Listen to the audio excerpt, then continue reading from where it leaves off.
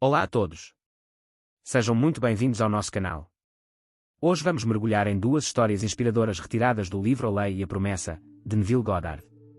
Estas histórias são testemunhos incríveis de pessoas que, através do poder da imaginação e da fé, conseguiram transformar as suas vidas. Se já ouviu falar do poder da mente, este vídeo vai mostrar exemplos reais de como a imaginação pode ser a chave para grandes mudanças. Prepare-se para se inspirar e descobrir como aplicar esses ensinamentos na sua própria vida. Fique connosco até ao fim e não se esqueça de se inscrever no canal. Esta história começa há um ano, quando saí de Los Angeles para visitar a minha filha em São Francisco. Em vez da pessoa de natureza feliz que ela sempre foi, encontrei-a em profunda angústia, sem saber a causa e sem querer perguntar. Esperei até que ela me dissesse que estava com grandes problemas financeiros e que precisava de $3.000 imediatamente. Eu não sou uma mulher pobre, mas não tinha tanto dinheiro à mão.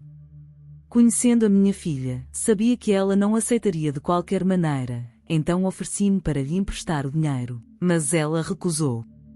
Em vez disso, pediu-me que a ajudasse, à minha maneira.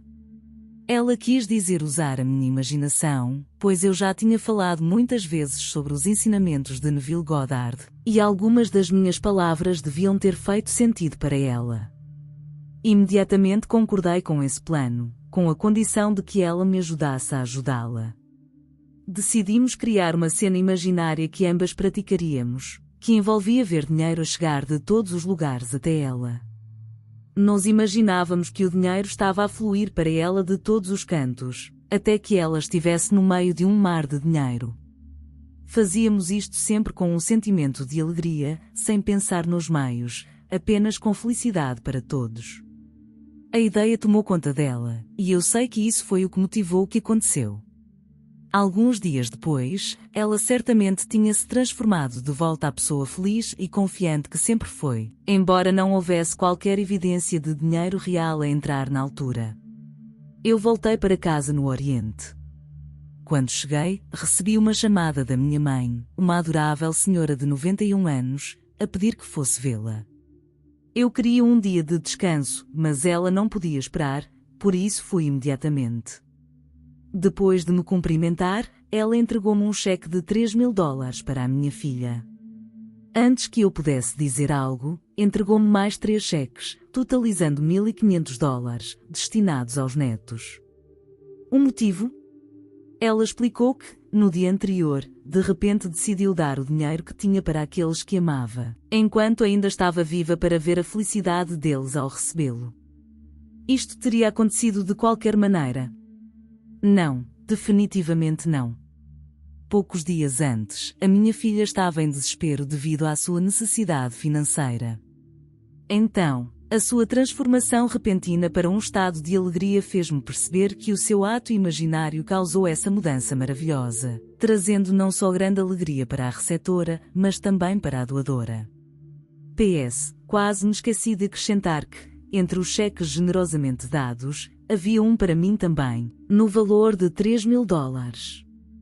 As oportunidades ilimitadas abertas pelo reconhecimento da mudança do foco da imaginação estão além de qualquer medida. Não há limites. O drama da vida é uma atividade imaginária, na qual realizamos os nossos estados de espírito, e não os nossos atos físicos. Se alguém utilizar os estados de espírito habilmente para afirmar o que deseja, pode-se dizer que eles criam as circunstâncias da vida e ditam os eventos. O estado de espírito do desejo realizado é a maré alta que nos retira facilmente da barra dos sentidos, onde geralmente ficamos presos. Se estivermos cientes desta lei e conhecermos o segredo da imaginação, podemos afirmar que tudo o que o nosso estado de espírito afirmar, acontecerá. A senhora da história seguinte capturou com tanto sucesso o sentimento do seu desejo realizado, que atraiu a manifestação desse desejo, como num conto de fadas. A maioria de nós gosta de histórias de fadas, mas todos achamos que histórias de riquezas improváveis e boa sorte são apenas para o deleite das crianças. No entanto, quero contar algo incrivelmente maravilhoso que aconteceu comigo através do poder da minha imaginação.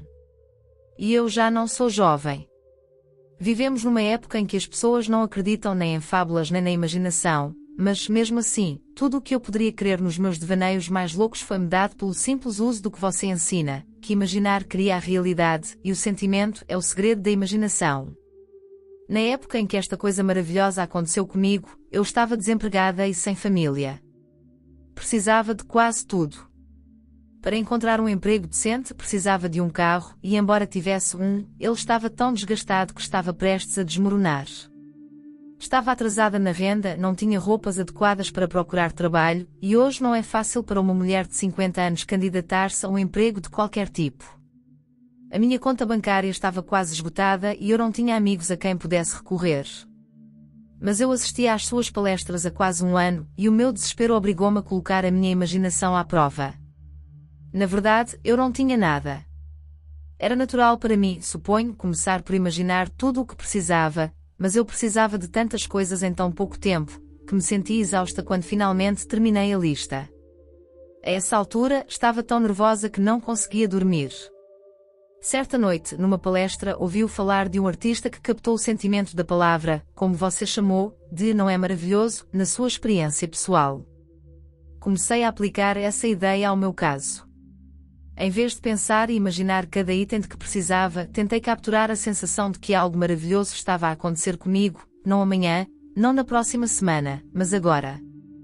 Eu repetia várias vezes para mim mesma, enquanto adormecia, algo maravilhoso está a acontecer comigo agora. Ao adormecer, eu sentia-me como esperava sentir-me em tais circunstâncias. Repeti essa ação e sentimento imaginários durante 2 meses, noite após noite. Então, um dia no início de outubro, encontrei, por acaso, um amigo que não via há meses. Ele informou-me que estava prestes a viajar para Nova York. Conversámos sobre a cidade durante alguns minutos e depois separámos-nos. Esqueci-me completamente do incidente. Um mês depois, no mesmo dia, esse homem ligou para o meu apartamento e simplesmente entregou-me um cheque nominal de $2.500. Depois de superar o choque inicial de ver o meu nome num cheque com tanto dinheiro, a história que se desenrolou pareceu-me um sonho. Tratava-se de um amigo que eu não via há mais de 25 anos. Soube então que ele se tinha tornado extremamente rico durante esse tempo. O amigo que me entregou o cheque conheceu por acaso durante a sua viagem a Nova York e durante a conversa mencionaram o meu nome. Por motivos que ainda desconheço até hoje, esse velho amigo decidiu partilhar comigo uma parte da sua grande riqueza. Nos 2 anos seguintes, recebi cheques mensais generosos que não só cobriam todas as minhas necessidades diárias, mas também me permitiram desfrutar das coisas boas da vida, um carro, roupas, um apartamento espaçoso e, o melhor de tudo, já não precisava trabalhar. No mês passado, recebi uma carta e alguns documentos legais para serem assinados, assegurando a continuidade dessa renda mensal para o resto da minha vida. Vivemos numa época em que o estado de espírito decide a sorte das pessoas, e não o contrário. O estado de espírito imaginário cria as condições da nossa vida. Os homens geralmente consideram os seus estados de espírito apenas como consequências das circunstâncias, mas não se apercebem de que esses estados de espírito são também as causas dessas condições. Na verdade, os nossos estados emocionais moldam diretamente os eventos e as circunstâncias que vivenciamos. A psicologia das emoções confirma esta perspectiva. O professor Ribot, por exemplo, escreveu que uma ideia, por si só, não tem poder para produzir nada. Ela só age se for sentida, se estiver acompanhada de um estado afetivo, despertando tendências ou impulsos que conduzem à ação. No processo de criação, o homem, ao assumir um estado de espírito imaginário, alinha-se com os resultados que esse estado traz. Se ele não se imaginar disposto a isso, jamais verá os frutos dessa imaginação manifestados na sua vida. O grande místico irlandês George William Russell expressou algo semelhante quando disse em The Candle of Vision: tomei consciência de que os meus estados de espírito criavam uma resposta nas circunstâncias à minha volta, que até então pareciam imutáveis na sua indiferença. Ao surgirem novos estados em mim, comecei a conhecer pessoas de determinado caráter, e assim foi. Russell notou que até os objetos inanimados pareciam submeter-se à influência dessas novas vibrações internas. Contudo, o homem não precisa esperar que novos estados de espírito simplesmente surjam dentro de si. Ele pode, conscientemente, criar estados de espírito felizes e produtivos, à vontade. Ao fazer isso, ele coloca-se em harmonia com as circunstâncias que deseja ver manifestadas na sua vida.